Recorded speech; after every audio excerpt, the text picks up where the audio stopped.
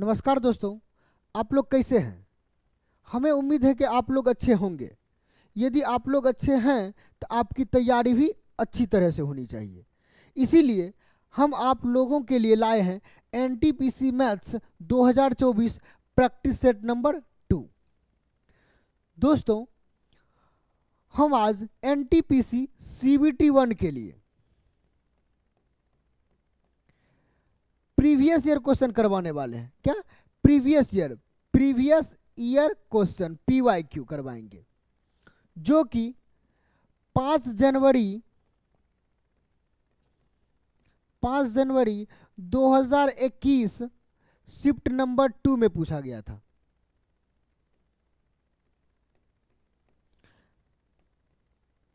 क्या हुआ? 5 जनवरी 2021 shift number 2 में पूछा गया प्रश्न है। देखते हैं इसको कैसे सबसे आसान तरीका से सॉल्व करेंगे। क्या तरीका है बनाने का, कैसे हम सबसे कम समय में क्वेश्चन को बना सकते हैं। ऐसे तो कहा जाता है कि एनटीपीसी सीबीटी 1 में 30 क्वेश्चन पूछा जाएगा, लेकिन एग्जामिनर आपको 30 प्लस क्वेश्चन ही पूछे जाएंगे। कभी कभी तो 35-36 क्वेश्चन पूछे गए थे। प्रीवियस ईयर क्वेश्चन लाकर देख लीजिए, प्रीवियस ईयर पेपर को देखिए, तब पता चलेगा कि कैसे 30 प्लस क्वेश्चन को पूछा जा रहा और किस लेवल का पूछा जा रहा। बनाने का सही टेक्निक क्या है वो सिखाते हैं आज। आइए जरा मेरे साथ देखिए। फर्स्ट क्वेश्चन क्या है? क्वेश्चन है, कुछ त्रिभुजों की भुजाएं नीचे दी गई है, एक समकोण त्रिभुज की पहचान कीजिए। बोल रहा है ये जो ऑप्शन में दिया गया है इसमें कौन सा ऐसा ऑप्शन है जो समकोण त्रिभुज की निर्माण करेगी। देखिए जरा, समकोण त्रिभुज का क्या कंडीशन है।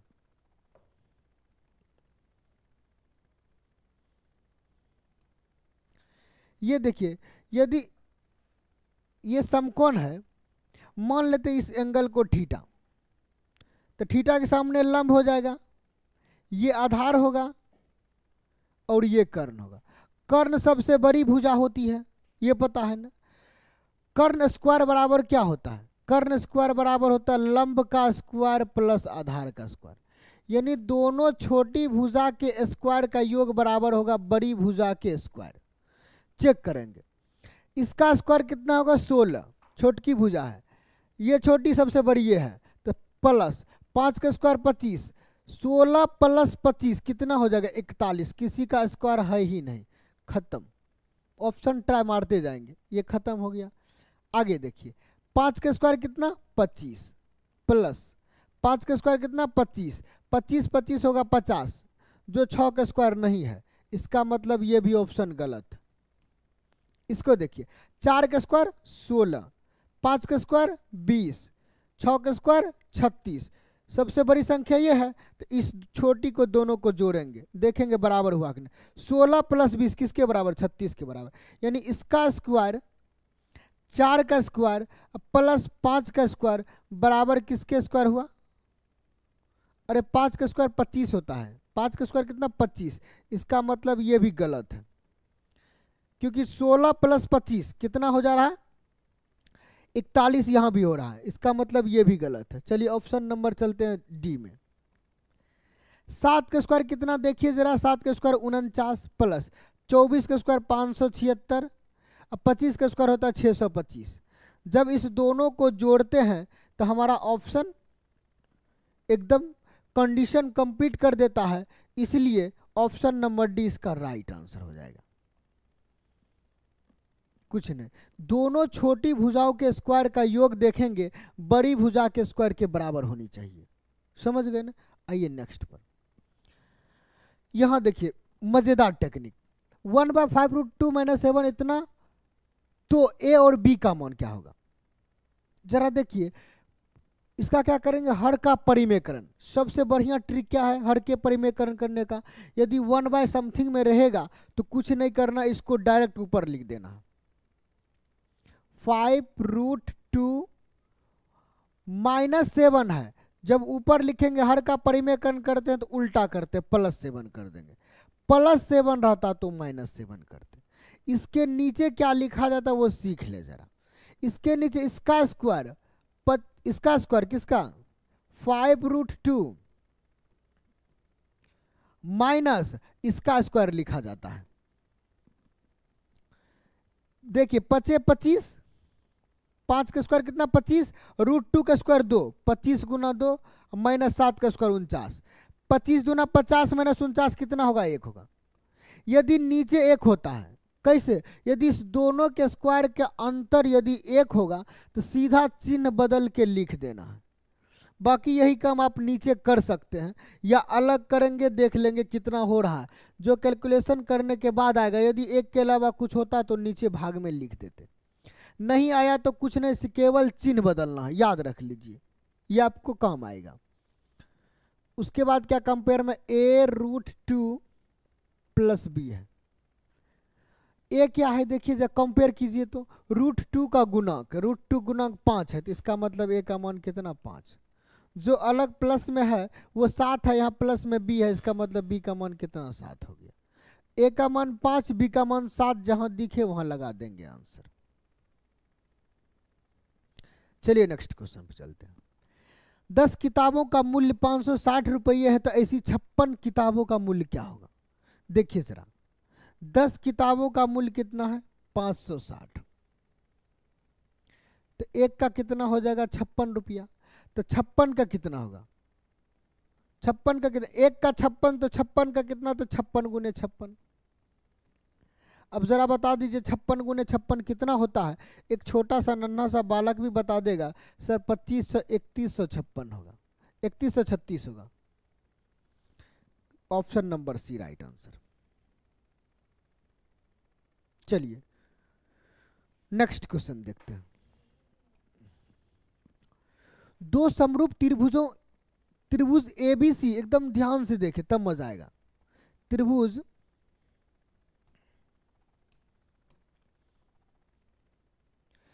त्रिभुज एबीसी और त्रिभुज पीक्यूआर के परिमाप क्रमशः, ये समरूप त्रिभुज दिया, त्रिभुज एबीसी और त्रिभुज पीक्यूआर, इसका परिमाप क्रमशः 36 और 24 है। यदि PQ 10 तो AB की लंबाई बता दीजिए। सीख लीजिए पहले, यदि त्रिभुज समरूप होगा तो भुजा का रेशियो और परिमाप का रेशियो बराबर होता है, यानी भुजा का अनुपात बराबर होगा परिमाप के अनुपात का। क्षेत्रफल की बात कहा जाए तब भुजा और परिमाप जब रेशियो में बराबर है, अनुपात में बराबर है, तब क्षेत्रफल उसका क्या होगा, या तो रूट क्षेत्रफल निकालने के लिए भुजा का स्क्वायर करेंगे, वो बाद की बात है, पहले परिमाप की देख लें। सीख लीजिए एक बार देख ले, यदि भुजा ए और बी है, क्षेत्रफल एरिया यदि एक्स वाई है, यदि तो ये क्या हो जाएगा, इसका भुजा का स्क्वायर होगा, यानी परिमाप रहेगा तो परिमाप का स्क्वायर। ये रिलेशन से हमेशा निकालेंगे एरिया और भुजा। भुजा दिया रहेगा तो एरिया निकालना होगा तो स्क्वायर, क्षेत्रफल दिया रहेगा, भुजा का अनुपात निकालना होगा तो रूट लगा देंगे। क्या लगा देंगे, जिससे मान लिया जाए ए बाय बी हमको निकालना है, तो क्या करते हैं, स्क्वायर उधर जाएगा तो क्या हो जाएगा, रूट हो जाएगा।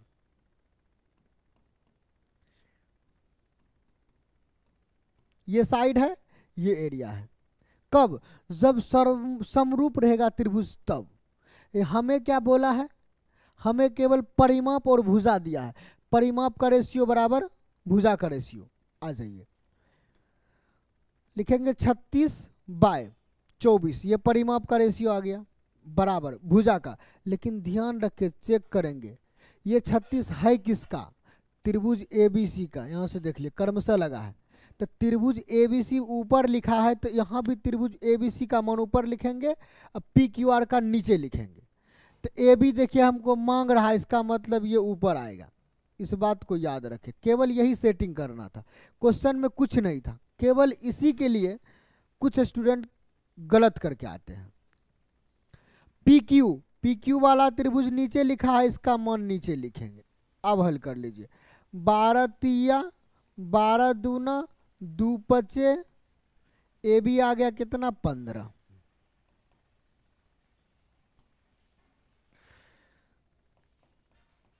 ए बी आ गया 15। ऑप्शन नंबर सी इसका राइट आंसर 15 सेंटीमीटर। क्या बोले, यदि त्रिभुज समरूप होगा तो जो भुजा का रेशियो होगा वही परिमाप का रेशियो होगा, याद रख लीजिएगा। यदि भुजा या परिमाप दिया हो, क्षेत्रफल मांगे तो स्क्वायर कर देंगे। यदि क्षेत्रफल का रेशियो दिया हो, भुजा का रेशियो पूछे या परिमाप का रेशियो पूछे तो रूट लगा देंगे। ऐसा क्वेश्चन कई बार एग्जाम में पूछा गया है, इसीलिए हम उस कॉन्सेप्ट को बता रखे। चलिए मजा आ जाएगा। दो संख्याओं का महत्तम समवर्तक इतना, लघुत्तम इतना है एलसीएम। यदि एक संख्या 45 है तो दूसरी संख्या क्या होगा, तो दूसरी संख्या निकालने का तरीका एलसीएम गुने एचसीएफ बाय फर्स्ट संख्या। कहाँ है देखिए, तो एलसीएम गुने एचसीएफ बाय फर्स्ट संख्या, यहाँ कुछ नहीं देखेंगे लगा देंगे, क्योंकि फॉर्मूला होता है एचसीएफ गुने एलसीएम बराबर फर्स्ट संख्या, फर्स्ट नंबर गुना सेकेंड नंबर। समझ लीजिए कि फर्स्ट नंबर है, नंबर नहीं लिखे तो कोई टेंशन ना ले। फर्स्ट नंबर गुना सेकेंड नंबर। यदि फर्स्ट नंबर दिया है, देखिए गुना में है तो भाग में आ जाएगा, तो एचसीएफ गुने एलसीएम बाय फर्स्ट नंबर, यहाँ दिख गया आंसर लगा देंगे, कुछ नहीं था। आइए नेक्स्ट पर, इसमें और मजा आ जाएगा। साइन 2a बराबर 2 साइन a, तो a का मान क्या होगा। सबसे पहले आपको याद होना चाहिए साइन 2a का फॉर्मूला। साइन 2a बराबर होता है, ये साइन 2a बराबर होता है 2 sine a into cos a, formula होता है। ये फॉर्मूला साइन 2a का होता है, याद रख लीजिएगा। साइन 2a बराबर होता है 2 साइन a इंटू कॉस ए, ये फॉर्मूला होता। इसका लगा दिए साइन 2a बराबर 2 साइन a इंटू कॉस ए, बराबर में ऑलरेडी दिया है 2 साइन ए। देखिए जरा, 2 साइन ए कट जाएगा तो यहाँ बचेगा कितना, यहाँ बचा कॉस ए, यहाँ कट गया तो क्या बचेगा, 1 बच जाएगा। आइए जरा नीचे, कॉस ए बराबर, कॉस में ही खोजना एक किसका मान है, कॉस 0 का मान 1 होता है। किसका, कॉस 0 डिग्री का। कॉस से कॉस कंपेयर करेंगे, कैंसिल होकर ए का मान 0 आ जाएगा कंपेयर में। ऑप्शन नंबर ए इसका राइट आंसर हो जाएगा। आइए जरा नेक्स्ट क्वेश्चन पर। अब देखिए फिर से एक मजेदार क्वेश्चन आया है। निम्नलिखित में से किस स्थिति में त्रिभुज एबीसी त्रिभुज पीक्यूआर के समरूप होगा, याद रख लीजिए, एकदम मजा आएगा। पहले सीख लीजिए क्या बोला, क्या त्रिभुज एबीसी, एकदम पढ़िए। इसमें ये भी मायने रखता है सीक्वेंस, एबीसी या एसीबी क्या है, सीक्वेंस बहुत मायने रखता है समरूप और सर्वांग सम में। आइए जरा, बोला किस कंडीशन में ये समरूप होगा, किसके, पी क्यू आर के। समरूप का पहले ऑल कंडीशन आपको याद होनी चाहिए। कंडीशन बता देते हैं, देखिए कंडीशन, या तो एंगल बराबर होना चाहिए। यदि 2 एंगल बराबर है तो तीसरा ऑटोमेटिक बराबर हो जाएगा। दूसरी बात, 2 एंगल या तीनों एंगल रखिए। फिर एंगल साइड एंगल और साइड एंगल साइड, या साइड साइड साइड और आरएचएस। इस कंडीशन, पांचों कंडीशन में जो भी कंडीशन फुलफिल हो जाएगा वो त्रिभुज समरूप होंगे। अब खोजिए जरा, दोनों त्रिभुज में या तो दोनों कोण बराबर होनी चाहिए, या दोनों त्रिभुज में 2 कोण बराबर, उसकी एक भुजा, बीच की भुजा बराबर, या दोनों साइड की और बीच की एंगल बराबर होना चाहिए, या तीनों भुजा बराबर होगा। तो इस चारों कंडीशन में तो त्रिभुज सर्वंगसम होते, एक एक्स्ट्रा होता है जो समरूप का कंडीशन। समरूप मतलब रूप रंग आकार बराबर होना चाहिए। और समरूप का एक और कंडीशन सीख लीजिए, भुजा का रेशियो यदि बराबर है तब पर भी समरूप होती है। भुजा का रेशियो बराबर होना चाहिए, समरूप में यह भी कंडीशन है एक्स्ट्रा। अब खोजिए, पहले एंगल से ही स्टार्ट करते हैं। ए का देखिए, ए का यहाँ है तो पी खोजेंगे, ए 50 है तो पी देखेंगे 50 है कि नहीं है, पी 50 एकदम अभी राइट चल रहा। बी का 70 है तो बी देखिए दूसरा नंबर, यहाँ दूसरा नंबर खोजेंगे क्यू, बी का 70 तो क्यू कितना 60 है, इसका मतलब ऑप्शन नंबर डी गलत हो गया। सीख गए ना कैसे काट रहे हैं। फिर एंगल से आ जाइए, ए का 40, पी का 40, बी का 60, क्यू का 20 हो गया, गलत है। इसका मतलब ऑप्शन नंबर बी भी आपका रॉन्ग हो गया। अब आ जाएंगे भुजा पर। सर्वंगसम होने में भुजा का रेशियो मायने नहीं रखता, भुजा बराबर होना चाहिए, पूरा अंग अंग बराबर होना चाहिए। समरूप में केवल रंग बराबर होना चाहिए, रूप बराबर होना चाहिए। तो रूप बराबर होने के लिए भुजा का रेशियो भी कम कर जाता है। देखिए कैसे, थोड़ा सा सिखा रहे हैं। यदि कोई त्रिभुज सेम छोटी त्रिभुज है, इसी करके एकदम सेम रंग रूप बराबर करके बड़ी त्रिभुज कर दिए, ये समरूप हो गया, इसका रंग रूप बराबर है, सर्वंगसम नहीं, ये समरूप होगा। क्या होगा? समरूप हो जाएगा। इसीलिए यदि यह 5 है तो इसका हमेशा 2 गुना 10 है, तो ये 10, या ये 7 है तो ये 14, ये 9 है तो ये 18, मतलब इसका 2 गुना रहेगा तो हर जगह 2 गुना होना चाहिए, 3 गुना है तो हर जगह 3 गुना। इस कंडीशन को खोजेंगे, खोजिए जरा। पहले इस भुजा से आते हैं। भुजा कितना? ए बी 3 है, देखते जाइए। तो हमारा ए बी है, यहाँ खोजिए, ए बी है तो हम क्या खोजेंगे? पी क्यू खोजेंगे। ये तरीका है। ए बी 3 है तो पी क्यू खोजे, पी क्यू 4.5, मतलब 1.5 गुना है। एकदम ध्यान से देखिए, 1.5 गुना है, 3 का 4.5 1.5 गुना।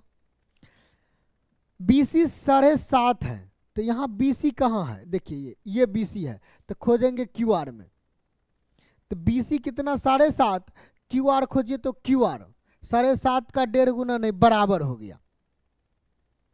हमें 1.5 गुना है तो हर जगह 1.5 गुना ही मिलना चाहिए, भुजा का रेशियो बराबर होना चाहिए। इसका मतलब ये भी कंडीशन को फ्लॉप कर रहा है, फुलफिल नहीं कर रहा है। आप आंख मूंद के ए नंबर लगा सकते हैं, फिलहाल देखें कैसे। अच्छा बताइए, ए बी 2.5 है, ए बी 2.5, तो पी क्यू खोजेंगे, पी क्यू खोजिए तो ए बी बी सी सी ए। भैया यहाँ पी क्यू ऑप्शन में छूट गया है, पी क्यू क्या है? ऑप्शन में छूट गया है। एक बार हम देख के बता देते हैं ये ऑप्शन है क्या। आप लोग टेंशन ना ले, पी क्यू का ऑप्शन थोड़ा सा देख लिया जाए।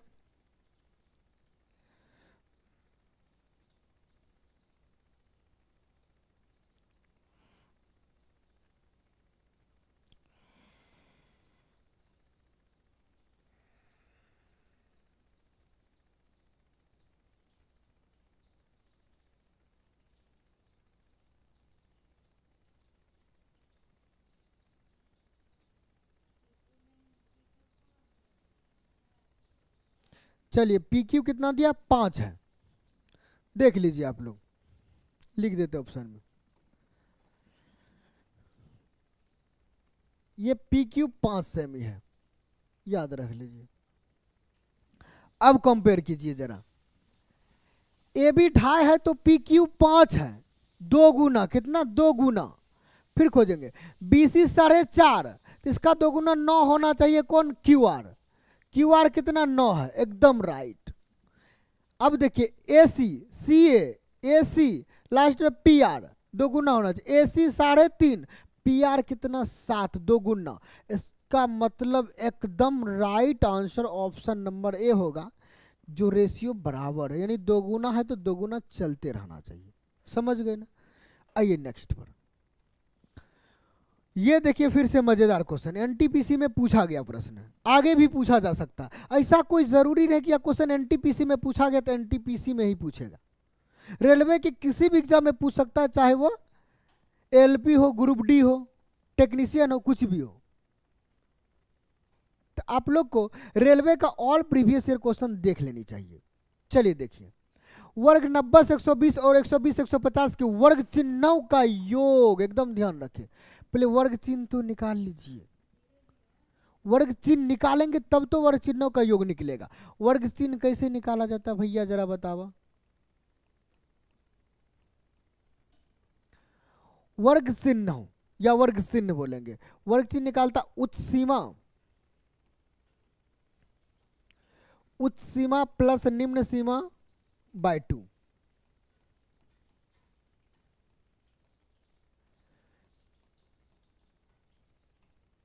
उच्च सीमा प्लस निम्न सीमा बाय 2, ये वर्ग चिन्ह निकालने का तरीका है। अब बोला वर्ग चिन्हों का योग, माने दोनों का वर्ग चिन्ह निकाल के जोड़ना है। तो पहले क्या करेंगे, इसका वर्ग चिन्ह निकालेंगे तो 120 प्लस 90 बटे 2, इसका वर्ग चिन्ह निकल गया ना, उच्च सीमा प्लस निम्न सीमा बाय 2। और इसका वर्ग चिन्ह क्या होगा, 120 या 150, कोई दिक्कत नहीं, प्लस में उल्टा पुल्टा दोनों लिख सकते हैं। 150 प्लस 120 बाय 2, ये दोनों का वर्ग चिन्ह निकल गया। दोनों का वर्ग चिन्ह निकल गया, दोनों को जोड़ेंगे बीच में। आइए 120 प्लस 70 90, 120 प्लस 90 210, 210 का आधा हो जाता 105 प्लस 150 120 270, 270 का आधा 135 होगा। जब दोनों को जोड़ेंगे तो 240 हो जाएगा। आपका जो राइट आंसर मिलने वाला वो ऑप्शन नंबर डी होगा। समझ गए ना, कुछ नहीं तो एकदम इजी था ना। आइए नेक्स्ट क्वेश्चन पे। ये भी देखिए क्वेश्चन एकदम मजेदार, बहुत मजेदार होने वाला प्रश्न। 35 व्यक्ति एक कार्य को 24 दिनों में पूरा कर सकते हैं, लेकिन 6 दिनों तक एक साथ काम करने के बाद उनके नियोक्ता चाहते थे कि कार्य कुल, याद रखिए, कार्य कुल 16 दिन में समाप्त हो जाए। एकदम बात पर ध्यान रखिए, क्या लिख दिया, कुल 16 दिन में पूरा हो जाए। कार्य को समय सीमा पर पूरा करने के लिए कितने और श्रमिकों की नियोजित करने की, कितने और लिखल है, याद रखिएगा, श्रमिकों को नियोजित करने की आवश्यकता है, मैंने कितने अधिक श्रमिक चाहिए। क्या करेंगे, पहले देखेंगे कि कितने आदमी पहले काम कर रहे थे, टोटल वर्क निकाल लेंगे। तो टोटल वर्क है 35 गुना 24, ये टोटल वर्क था। वही पढ़े होंगे M1D1 वाला, वही फॉर्मूला लगेगा, MD बराबर M1D1 प्लस M2D2। MD क्या हुआ, ये टोटल वर्क हुआ, MD बराबर लगाएंगे M1D1, यही वर्क होते जाएगा, अब प्लस में M2D2। ये फॉर्मूला, MD लगा दिए टोटल वर्क। अब M1D1 पहले कितने दिन तक किया, लेकिन 6 दिनों तक एक साथ काम करने के बाद, 6 दिन तक कितने आदमी, इसका मतलब रहा 35 आदमी 6 दिन किया। उसके बाद जो मालिक था वह चाहता था कि टोटल काम 16 दिनों में समाप्त हो जाए। भैया 6 दिन काम हुआ, 10 दिन और चलेगा, मान लेते X आदमी अब 10 दिन के लिए बचा हुआ काम करेगा, या 35 प्लस X भी मान सकते हैं।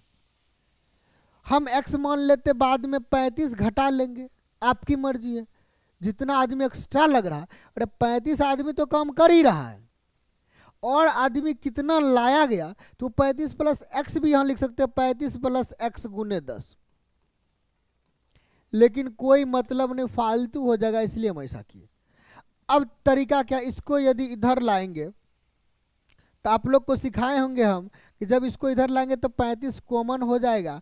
जब 35 कॉमन होता है तो इसको घटा लेते हैं, 24 में से 6 गया हो जाएगा 18। आप लोग कैलकुलेशन करेंगे तो पता चलेगा, या आप दोनों को गुना करके घटाएंगे तो फालतू हो जाएगा। पहले सीख लीजिए, अलग में सिखा रहे, फिर नहीं मेरा वीडियो देखेंगे तो सीख लीजिए। 35 गुना 24 है ना, देखिए जरा, इसको यदि बराबर की साइड लेंगे तो माइनस में होगा 35 गुना 6। दोनों में क्या कॉमन हो रहा भैया, 35 हो रहा। 35 कॉमन तो 24 माइनस 6 हुआ ना। बताइए जरा, अब तो समझ में आ गया ना क्या कर रहे हैं, समझ में आ गया। आइए इसमें कैलकुलेशन से बचा जा सकता है। काटिए तो 5 दूना 10, 7 पचे 35, 9 दूना 18, 9 सते कितना 63, यानी लास्ट में 10 दिन कितना आदमी काम किया 63। 35 तो उसके पास ऑलरेडी था ही, 35 तो आदमी कर ही रहा था ना, एक्स्ट्रा कितना लाया तो घटा लेंगे 63 में 35, माइनस कर लीजिए। 13 में से 5 गया हो जाएगा 8, 5 में से 3 गया हो जाएगा 2, यानी जो अधिक आदमी एक्स्ट्रा लाया गया था वो कितना था 28 आदमी था।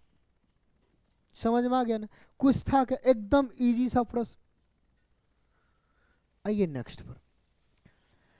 कार से मुंबई से पुणे जाते समय मैंने महसूस किया कि एक टायर में 2 पंक्चर हैं।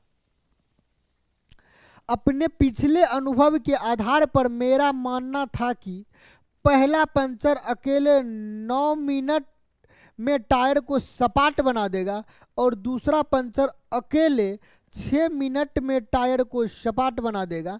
यदि हवा एक नियत दर से बाहर निकलती है तो टायर को सपाट बनाने में दोनों पंक्चरों को कुल कितना समय लगेगा। देखिए क्वेश्चन दिखने में लग रहा बड़ा, एकदम चुटकी बजाने जैसा है। एक टायर 9 मिनट में खाली कर सकता है। 2 टंकी वाला पढ़े हैं ना, नल और टंकी, नहीं पढ़े तो मेरा वीडियो जाके देख लीजिए, नल और टंकी बाय रुपेश सर। देखिए दोनों एक साथ जब पंक्चर को बाहर करेगा, हवा को बाहर करेगा, तो उसका काम कैसे निकालेंगे, दोनों का गुणनफल बाय दोनों का योगफल, कुछ नहीं। एक 9 मिनट में अकेला, एक 6 मिनट में अकेला बाहर कर सकता है। जब दोनों मिल जाएगा, मिल के काम करेगा, तो दोनों का गुणनफल बाय दोनों का योगफल कर देंगे।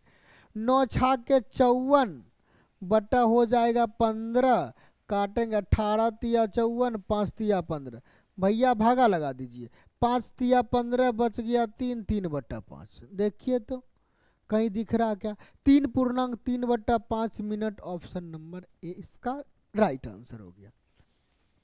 था कुछ क्या, एकदम इजी, चुटकी बजाने जैसा। आइए नेक्स्ट।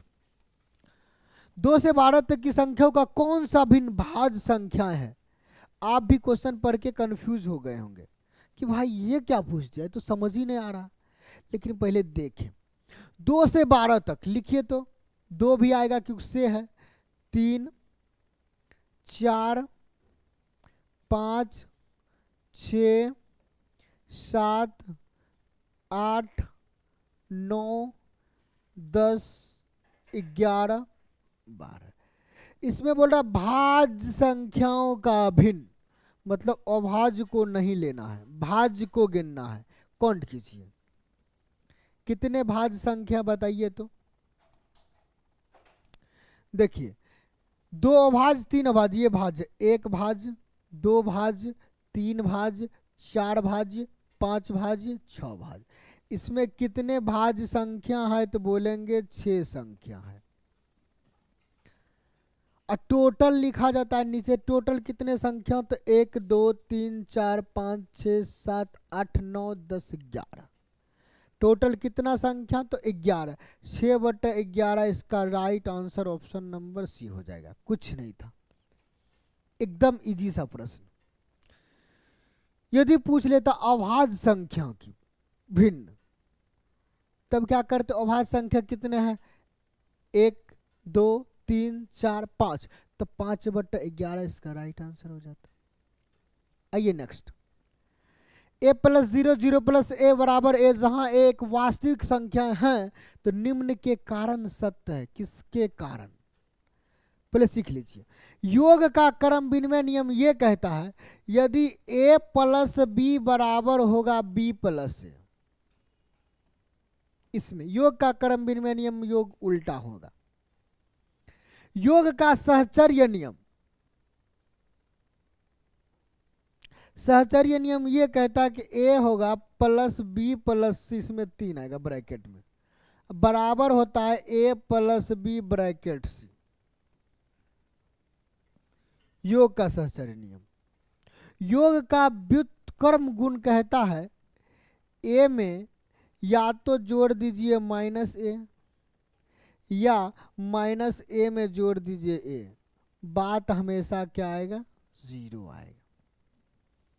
शून्य का योगात्मक गुण कहता है किसी भी संख्या में 0 पहले जोड़िए या बाद में, लाएगा संख्या ही, क्या बोले, लाएगा संख्या ही। इसका मतलब देखिए तो ये कंडीशन कौन जा रहा है, डी गया ना। आइए नेक्स्ट पर, कुछ नहीं था, एक बार ध्यान से देख लीजिए बस। 8m³ माइनस n³ किसके बराबर है? देखिए तो एक छोटा सा नन्हा सा बालक भी बता देगा कि भैया ये फॉर्मूला पर ऐड है। 8m³ को क्या लिख सकते हैं, 8 को लिख सकते हैं 2 का क्यूब, यानी 2m का क्यूब, 2 का क्यूब 8m³ लिख सकते हैं ना। n³ ऑलरेडी है, देखिए फॉर्मूला आ गया किसका, a³ माइनस b³ का, किसका आ गया, a³ माइनस b³ का। इसका फॉर्मूला कहता a minus b into a square plus ab plus b square. इसी फॉर्मूला पे इसे रख देना, हो जाएगा राइट आंसर। पहला कंडीशन में आएगा 2m minus n, a minus b। देखिए तो पहला देखते सब जगह सेम है। अब आगे देखेंगे, पहले बात तो बीच में 2ab माइनस का कहीं बात नहीं है, दोनों प्लस वाला आएगा। देखते हम तो बता देंगे कि ऑप्शन नंबर सी इसका राइट आंसर है, आपको दिखा देंगे, हम बता देंगे आपको दिखा देंगे। a minus b, a square मैंने 2m का स्क्वायर प्लस में ए बी दोनों का गुना 2m गुना n। अरे हम ही गलती मार दिए थे, ऑप्शन नंबर डी होगा 2m into n plus b का स्क्वायर यानी n का स्क्वायर हो जाएगा। देख लीजिए 2m यानी 4m स्क्वायर 4m स्क्वायर दोनों जगह था, यहाँ 4m 2ab ने ab होता है सिर्फ, इसलिए 2mn हम 2ab कर दिए थे जल्दीबाजी में। चलिए समझ गए ना, कोई दिक्कत नहीं, देख लीजिए एक बार फिर से। आइए जरा नेक्स्ट क्वेश्चन पर। यदि x का 35% 140 है तो x का मान बता दीजिए। एक बात ध्यान रखें, x का मतलब गुना 35% हटी तो नीचे 100 सटी बराबर 140। x का मान निकालना, टेबल पढ़ने तो जानते हैं ना, 35 चौके 140, x का मान कितना होगा भैया 400। बताइए, कुछ नहीं था, इतना इजी क्वेश्चन सोच भी नहीं पाए होंगे कि एग्जाम में पूछा जाएगा, और पूछा जा रहा है। यदि एक गोले की त्रिज्या को दोगुना कर दिया जाए, देखिए जरा त्रिज्या को दोगुना, यदि r है, एक छोटी r है, ऐसा रखिए r1 r2 दे दीजिए, कोई दिक्कत नहीं। पहले त्रिज्या 1 था, अब दोगुना मतलब 2 कर दिया गया। तो नए गोले के आयतन और मूल गोले के आयतन का अनुपात क्या होगा? पहले ये बता दीजिए गोला का आयतन होता क्या है, गोला का आयतन क्या होता जरा बताइए भैया। Volume of sphere, volume of sphere गोला का आयतन। तो आप में से सभी जानते होंगे गोला का आयतन होता 4/3 पाई r क्यूब होता है ना। दोनों का अनुपात निकालेंगे तो कांस्टेंट टर्म का कोई मतलब नहीं है, दिखा देते हैं जरा। मान लिया जाए 4/3 पाई r1 का क्यूब करेंगे, अनुपात में 4/3 पाई r2 का क्यूब करेंगे, तो जरा आप बताइए अनुपात में ये दोनों कट जाएगा ना, कोई मतलब नहीं है। इसलिए जब भी एग्जाम में बनाए तो कांस्टेंट टर्म को भूल जाया कीजिए। r1 का क्यूब मतलब 1 का क्यूब 1 ही रह जाएगा, अनुपात 2 का क्यूब 8 हो जाएगा। ये अनुपात में डायरेक्ट तभी करते हैं जब पावर सेम होगा, अलग अलग पावर रहेगा तब अनुपात को x के फॉर्म में रखेंगे, एक को 1x 2 को 2x, तब मान को रखेंगे, नहीं तो गलत हो जाएगा। पावर दोनों जगह क्यूब क्यूब था इसलिए डायरेक्ट रख दिया, अनुपात मिल गया। अनुपात मूल और नए गोले और मूल गोले का आयतन। अच्छा बताइए, एक गोले की त्रिज्या को दोगुना कर दिया गया। देखिए जरा गलती कहाँ होता है, सिखा रहे हैं। पहले एक था बाद में दो हुआ, ये तो न्यू ये वाला है ना, 2 वाला है ना, यहाँ न्यू इस साइड लिखे हैं 2 वाला, वहाँ देखिए अनुपात में आपको चेंज कर दिया, नए गोले के आयतन और मूल गोले का आयतन 8:1 हो जाएगा। 1:8 नहीं, सोचने की बात है। नए मतलब दोगुना त्रिज्या किया था, बड़ा होगा। यदि आप थोड़ा सा सोचते होंगे तो आंसर देने वक्त भी दिमाग कम कर गया होगा, लेकिन जब क्वेश्चन को सही तरीके से पढ़े होंगे तब, नहीं तो 1-8 लगाने वाला तो हजारों है, और एग्जामिनर भी आपको दुविधा में डालने के लिए ऑप्शन ए में ही दिखा देगा 1:8। आपको सतर्क रहना है, कहाँ गलती होता है उससे बचना है। आइए जरा निम्नलिखित को सरल के, इतना इजी क्वेश्चन पूछ दिया था, आपके नजर पर यकीन ना होगा, आपको नजर पर यकीन ना होगा। देखिए जरा, इसको का भाग देंगे तो कितना मिलेगा, 16 मिलेगा, गुना का चाहिए। इसको भाग देंगे तो 8 चौके 32 4 मिल जाएगा, 16 चौके 64, यहाँ घटा लीजिए पहले। 75 में से 52 घटाएंगे तो भैया 23 मिलने वाला है, अब प्लस का चिन्ह है, 16 चौके 64, 23 प्लस 64 कितना हो जाए 87। बताइए सेकेंडों का क्वेश्चन है ना, कहीं मिस्टेक हो गया क्या? 75 माइनस 52 23 है, ठीक है ना। 16 दूना 32, 8 चौके 32, 16 चौके 64, एकदम राइट है, कहीं कोई ब्लेंडर नहीं है। हो सकता है कि क्वेश्चन कहीं गलत हो, एक बार ट्राई मार लेते हैं, देख लेते हैं। टाइपिंग मिस्टेक हो रही है अभी फिलहाल, तो एक बार देख के आप लोग को कन्फर्म कर देते हैं।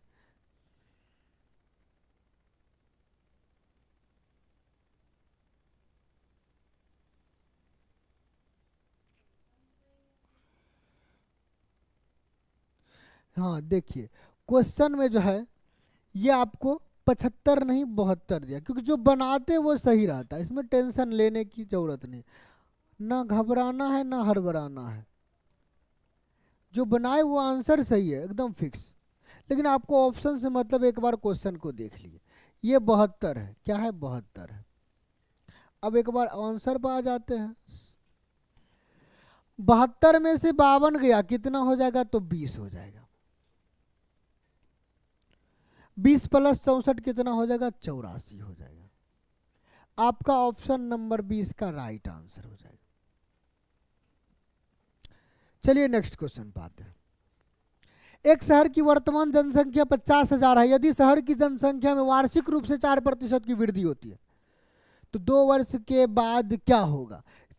अरे यार, इस क्वेश्चन को पूछने का मतलब क्या पता नहीं चल रहा, इतना इजी क्वेश्चन पूछ क्यों रहा है।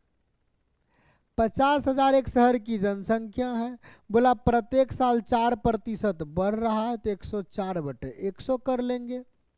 2 साल बाद क्या होगा, तो 2 बार गुना कर लेंगे, 104/100। बस कैलकुलेशन कीजिए, हो जाएगा आंसर। 00 से 00 खत्म, 00 से 00 खत्म। गुना करने में एक्सपर्ट बनिए। देखिए क्या करेंगे, 5 को गुना करना किससे, 104 गुना 4, 4 चौके 16 और 108, ये जानते हैं ना। 10,816 को 5 से गुना करना, 10 पचे 50,000, देखते जाइए। 8 पचे 40, 54,080, 54,000, 8 पचे 40, 4,000, 50,000, 54,000, 16,80, 54,080 कहाँ दिख रहा, ऑप्शन नंबर डी दिख रहा। कुछ नहीं, आंसर लगा देंगे, गुना कर लीजिए पता चल जाएगा। 5 छक्के 30, 5 एकम 5 3 8, 8 पचे 40, 4 5। समझ में आ गया ना, कुछ नहीं था, एकदम इजी सा क्वेश्चन था। आइए नेक्स्ट पर। देखिए जरा क्वेश्चन है, अमरजीत सिंह किसी कार्य को 5 दिनों में पूरा कर सकता है। एक अमरजीत सिंह है जो किसी कार्य को 5 दिनों में पूरा कर सकता है। अपने पुत्र की मदद से वह इसे 3 दिनों में पूरा कर सकता है। अपने पुत्र की मदद से अमरजीत अकेला करता था 5 दिन में। अमरजीत ए, उसका सन एस लिख देते हैं। दोनों मिलकर इस काम को कितने दिन में कर रहा, तो 3 दिनों में पूरा कर सकता है। पुत्र स्वतंत्र रूप से कार्य को कितने दिनों में पूरा कर सकता, पुत्र अकेला। याद रखिए जब एक अकेला दोनों मिलकर किसी काम को करेगा, दूसरा अकेला की बात करे, तब क्या करना, कैसे निकालेंगे, पहले ऊपर दोनों का गुना, नीचे दोनों का अंतर। 5 में से 3 गया 2, कम हो गया। 5 तिया 15, 15/2, 7.5 दिन में अकेला पुत्र कर लेगा। 7.5 कहाँ, 7.1/2, 7.5। यहाँ option number B right answer. बाकी आप यूनिटी मेथड से बना सकते हैं, या आप टाइम एंड वर्क के वीडियो को जाके देख ले। मेरा एक 2 घंटा का वीडियो अपलोड है, आप जाके जरूर देख ले, थोड़ा सा देखें और समझ में आने लगेगा। आइए जरा नेक्स्ट पर। 5 घंटियां एक साथ बजना शुरू होती है और क्रमशः 2, 4, 6, 8, 10 सेकंड के अंतराल पर बजती है, तो 30 मिनट में कितनी बार एक साथ बजती। पहले 30 मिनट में कितनी नहीं, पहले एलसीएम निकाल के देख लेंगे कितना देर में एक बार मिल जाती है सारी घंटियां एक साथ बजती है। जब कितने समय के बाद एक साथ बजती है, तो सबका एलसीएम 2, 4, 6, 8, 10। इसका एलसीएम जरा बता दीजिए तो आप लोग में से कोई। देखिए तरीका सिखाते हैं। 2, 4 का एलसीएम 4, 4 और 8 का एलसीएम 8। देखते जाइए, 8 और 6 का एलसीएम कितना होगा, 8 दूना 16, 8 तिया 24, 24 होगा। अब देखिए 24 और 10 का एलसीएम 120 होगा। एकदम इजी सा प्रश्न, इजी सा आंसर आ जाएगा। 120 सेकंड मतलब 2 मिनट। हर 2 मिनट के बाद घंटी जाके मिल जाएगी। कितने, हर 2 मिनट के बाद घंटी मिलेगी। 30 मिनट में कितना, तो हर 2 मिनट में एक बार, तो 30 मिनट में कितना बार बजेगी, साथ 15 बार। इसका right answer option number B हो जाएगा। मतलब 30 मिनट में कितनी बार एक साथ बजते हैं, तो 30 मिनट में 15 बार एक साथ बजेंगे। आइए नेक्स्ट पर। एक बेलन और एक शंकु के समान आधार, त्रिज्या और समान ऊंचाई के हैं।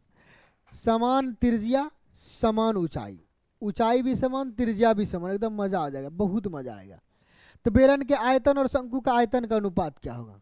एक छोटा सा बच्चा भी बोल देगा, एक बेलन से 3 शंकु काटे जाते हैं, मतलब 3:1।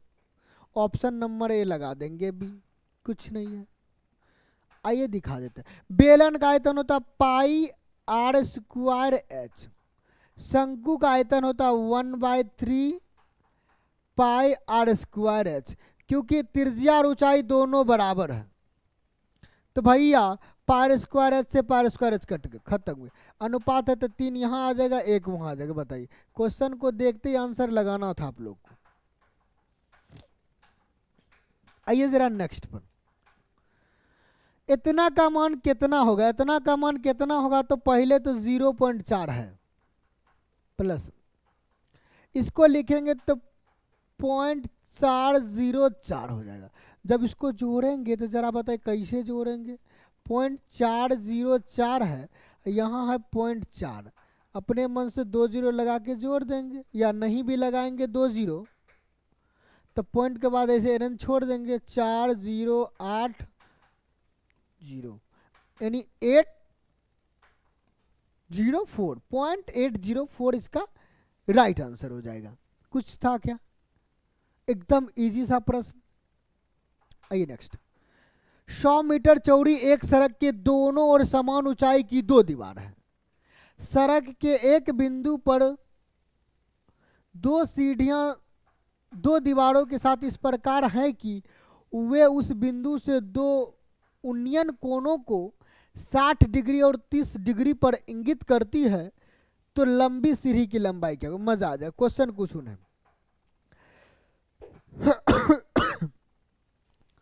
पढ़िए जरा, देखिए मजा आएगा। क्या बोले, 100 मीटर चौड़ी एक सड़क है। मान लेते एक सड़क, अरे यार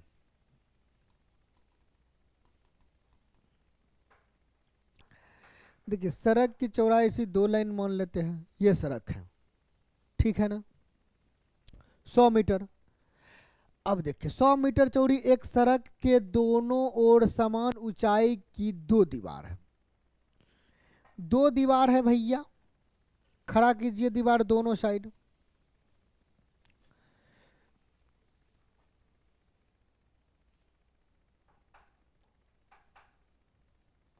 आ जाइए, एक यहां दीवार है और एक यहां दीवार है।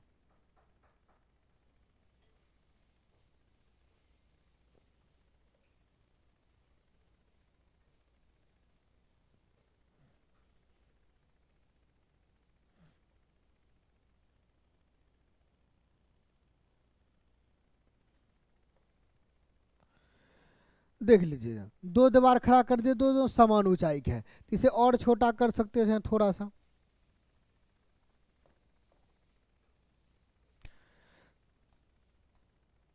देखिए जरा, थोड़ा सा छोटा करना तो कर लीजिए, बराबर हो गया ना, दिख गया बराबर।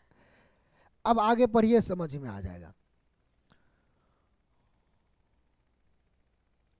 एक बीच से कोई पॉइंट है, बीच से कोई पॉइंट है जिससे क्या होता है, एक 30 डिग्री पर है और एक 60 डिग्री पर है। यहाँ कर लेते हैं 30, एक 60, यहाँ 60 कर लेते हैं और यहाँ से 30 कर लेते हैं।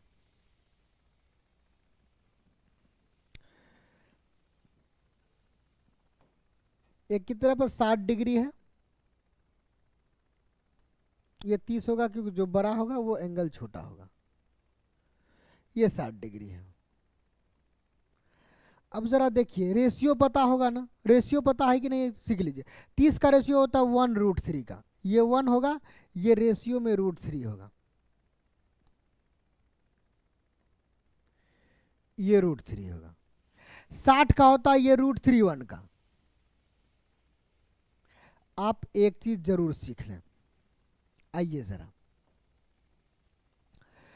ये दीवार की ऊंचाई बराबर है ना, दीवार की ऊंचाई बराबर है, तो ये 1 ये √3 है, बराबर करेंगे तो इसको क्या करेंगे, इसको √3 से गुना करेंगे। यदि इस रेशियो को √3 से गुना कर रहे हैं, इसको भी √3 से गुना करना पड़ेगा। समझ गए ना। अब देखिए बन के आया क्या रेशियो, ये बन गया √3, ये √3 इंटू √3 1, ये √3 बन, ये 3 बन गया, ये कितना बचा, ये पॉइंट है, ये 1 बना है, इतना दूर। इस टोटल की लंबाई दे दिया, सड़क की लंबाई कितना, 100 मीटर। अब कुछ नहीं करना, अब सीढ़ी की लंबाई निकालना है, इसकी लंबाई निकालना। देखिए रेशियो होता क्या है, सीख लीजिए पहले। ये 1√3 2 का रेशियो बनता है टोटल, इसका भी मांग रहा है तो इसका भी लिख देते हैं। √3 से हर जगह गुना, तो यहां भी √3 से गुना करेंगे सभी में। हमें इसी की लंबाई पूछनी है, जिसका एंगल छोटा वही सीढ़ी बड़ा होगा, दूर तक जाएगा। आ जाइए, अब कुछ नहीं, 3 1 4, 4 का मान 100। क्या बोले फिर से देखिए, 3 1 4, 3 1 4, 4 का मान 100, तो एक का मान कितना, 25। एक का मान भैया 25 होगा, एक का मान 25, तो हमें चाहिए 2√3 का मान। 2√3 का मान कितना, तो 25, 25 दूना 50, √3 गुना √3 हो जाएगा, √3 एकम √3 हो जाएगा, 50√3। इसका right answer option number C हो जाएगा। बताइए जरा, कुछ लगा क्या। फिगर बनाने में जो भी समय लगाए वो अच्छा दिखने के लिए, ताकि आप समझ में क्लीन आए, साफ आए। अब देखिए रोड समझ में आ गया, दोनों साइड दीवार है, समझ में, समान लंबाई था तो समान कर दिए। सीढ़ी ये है, ये सीढ़ी है, इसमें जिसका एंगल छोटा वही सीढ़ी बड़ा होता है, काम कर लिए ना। या आप दोनों सीढ़ी के निकालते देख लेते कौन बड़ा है, आपकी मर्जी है भाई, आप स्वतंत्र है। देखिए इसको बनाने का 2 3 नियम है। फिलहाल आसान नियम ही बता देते हैं। एक तो नियम था कि इस रिपीटेड संख्या को 3-4 बार लिख दिया जाए, फिर दोनों को जोड़ दिया जाए। लेकिन हम जो बताएंगे वो काफ़ी नीट एंड क्लीन है। जो जनरल मेथड आप लोग जानते हैं वो बता देते हैं, नहीं तो सीख लीजिए वही। जैसे 2-3 पर रैकरिंग है, इसका मतलब 2-3 चलते रहेगा। 2 पर रैकरिंग है तो पॉइंट यहाँ रखेंगे, 2 पर रैकरिंग है तो बढ़ाते चल जाएंगे। जोड़ दीजिए जरा, दशमलव से दशमलव आते रहेगा। 3 2 5 2 2 4 5 4 5 4.0 देख लीजिए, जोड़ के देख लीजिए, यही मिलने वाला। ऑप्शन नंबर 20 का राइट आंसर है।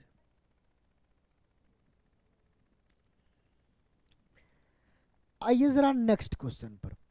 एक मेज को इतना रुपये में बेचने की तुलना में इतना रुपये में बेचने पर 4% अधिक लाभ, ये अधिक है, ये अधिक लाभ प्राप्त होता है तो इसका क्रय मूल्य क्या होगा?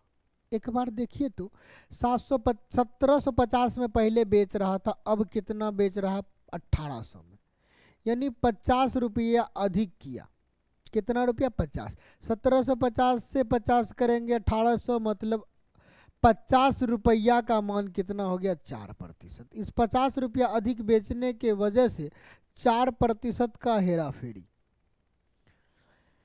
तो 100% की कीमत, क्रय मूल्य पूछा, 100% निकालना है। क्या करेंगे? 25 से गुना करते तो ये 100 मिलता है। यहाँ भी क्या करेंगे? 25 से गुना करेंगे, आंसर मिलेगा 25 पचे 125, यानी 1250। इसका right answer option number A हो जाएगा। क्वेश्चन बहुत इजी पूछा गया था, बहुत इजी। आइए जरा नेक्स्ट क्वेश्चन पर। एक समचतुर्भुज का क्षेत्रफल 96 सेमी स्क्वायर है और इसका एक विकर्ण 16 सेमी है, तो इसकी भुजा की लंबाई, पहले दूसरा विकर्ण निकाल लेते हैं फिर भुजा पाएंगे, मजा आ जाएगा। फिगर बनाने से पहले एक बार भुजा विकर्ण निकालते हैं। समचतुर्भुज का क्षेत्रफल, एरिया ऑफ रॉम्बस, सम चतुर्भुज का इसे फिगर बना दे। समचतुर्भुज का क्षेत्रफल, एरिया ऑफ रॉम्बस, आप लोग इंग्लिश में लिख सकते हैं। एरिया ऑफ रॉम्बस होता है 1/2 d1 इंटू d2, यानी दोनों विकर्णों का गुणनफल, विकर्णों का गुणनफल।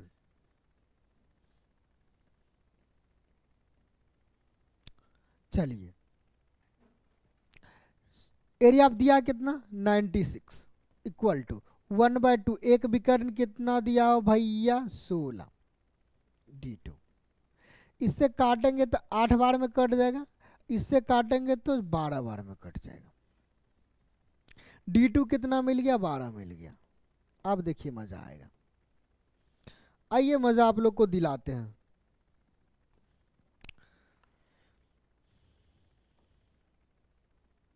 रोम्बस जिसकी चारों भुजा बराबर हो गया ना? ये वर्ग का जैसा व्यवहार करेगा, लेकिन कुछ व्यवहार इसका वर्ग के जैसा रहेगा। बस इसका प्रत्येक कोण 90 नहीं होगा, लेकिन चारों भुजा बराबर ही होगा। ये रोम्बस होगा। विकर्ण एक दूसरे को कितने 90 डिग्री पर काटते हैं, डायगोनल। विकर्ण को कितना पर कटाना है? 90 डिग्री पर। जरा देख लीजिए,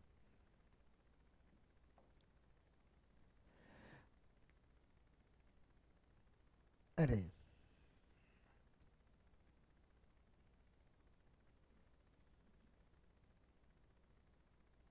और डायगोनल बाइसेक्ट करते, 90 पर काटने के बाद क्या करते? बाइसेक्ट।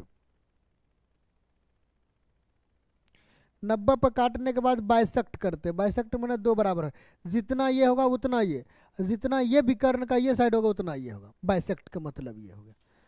अब विकर्ण का लिखिए जरा, अब अपने मन से नहीं, मेरे मन से लिखना पड़ेगा। अब एक विकर्ण 12 है, एक है 16।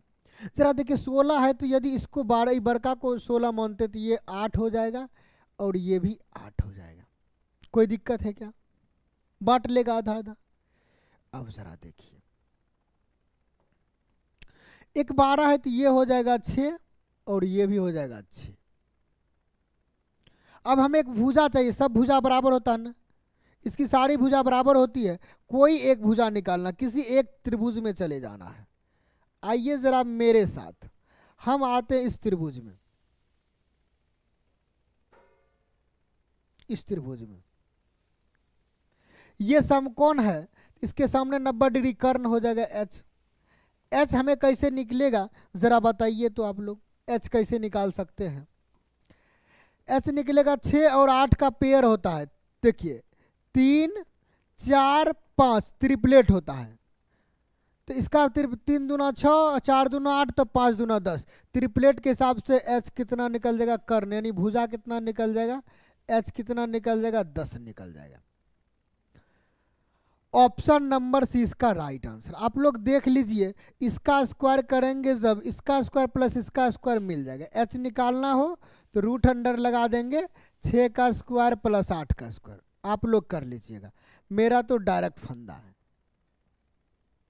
समझ गए ना, एकदम इजी है ना, मजेदार है ना, कुछ नहीं था, D2 निकालने के बाद एक फिगर बनाना था, फिगर के देखते ही आपका आंसर आ जाता, इसको तो कुछ नहीं करना चाहिए, तो आपको दिखने के लिए किए थे, ये ट्रिपलेट होता है, याद रखना पड़ेगा ट्रिपलेट।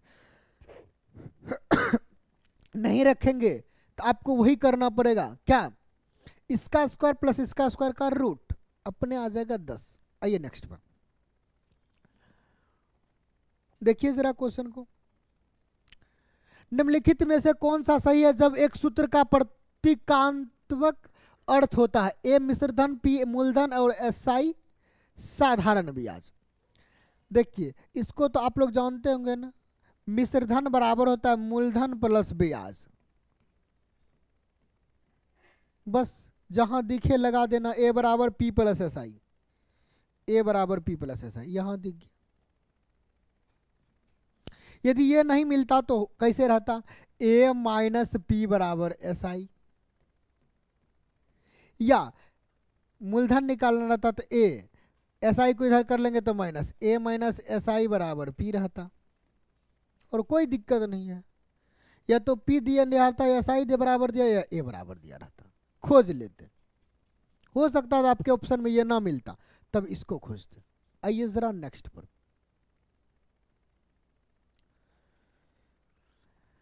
निम्नलिखित को स्पष्ट कीजिए, मजा आएगा फिर से।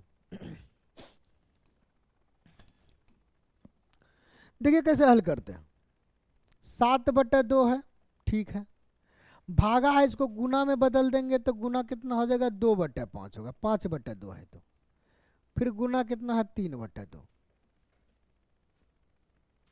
बट्टा 7/2 भागा है, लेकिन पहले गुना अंदर वाला करेंगे, 5 तिया 15, 2 दूना 4, कहीं कटने वाला ने ब्रैकेट को हल करेंगे, भागा को गुना में बदल देंगे, इस भागा को गुना में बदलेंगे तो ये नीचे वाला ऊपर जाएगा, 2 दूना 4, ये ऊपर लिखा जाएगा, ये ऊपर 5 तिया 15 है, नीचे आ जाएगा 5 तिया 15। अब काटने के लिए सीखिए, ऊपर से ऊपर, नीचे से नीचे, देखिए कैसे काटते हैं, इस 2 से ये 2 कट जाएगा, ऊपर से इस 7 से ये 7 कटेगा। अब आ जाइए, 2 से 2 खत्म कर लेंगे, कुछ बचा, ये 5 से नीचे वाला 5 तिया 15। आप चाहे तो अलग अलग कर सकते थे, वो अलग अलग क्या बताते हैं, हड़बड़ाए नहीं। ऊपर कितना बचा जरा देखे तो, ऊपर बोलिएगा सर 3/1 बचा, गुना, आप चाहे तो ऐसे गुना में पहले लिख कर तब काट सकते थे, आपकी मर्जी है।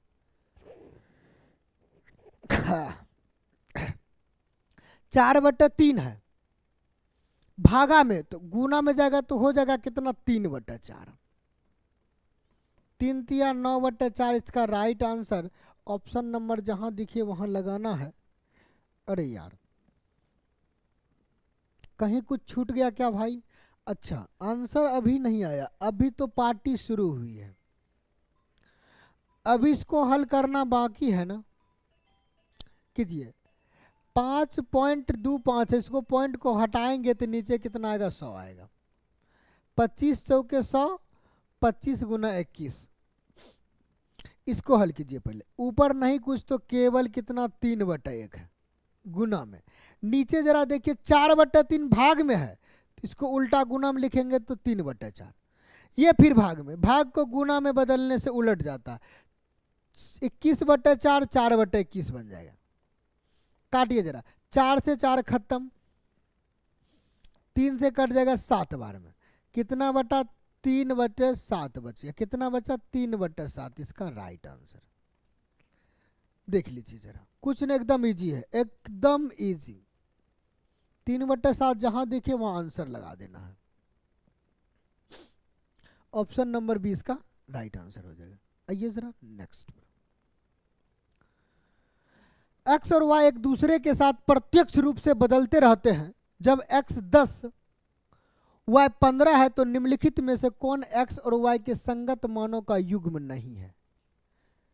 जरा देखिए तो, x और y के संगत मानों का युग्म नहीं है, ये खोजना है, तो कौन है ये भी देखेंगे। इसमें तरीका क्या है, देखिए, x है कितना 10, y कितना है 15। जरा देखिए ये कितना है, 1.5 गुना है, 1.5 गुना, कितना है 1.5 गुना है। खोजेंगे 1.5 गुना कहाँ नहीं है। 8 का 1.5 गुना 12 सही है, 2 का 1.5 गुना 3 सही है, 25 का 1.5 गुना 37 सही है, 15 का 1.5 गुना 22.5 होता है, 22.5। इसका मतलब यही गलत है, और गलत वाला ही खोज रहा था, बोल रहा था कौन युग्म नहीं है। नहीं वाला एक ही ऑप्शन ए में है, समझ गए ना, तो कुछ नहीं, इसका आंसर लगा देंगे।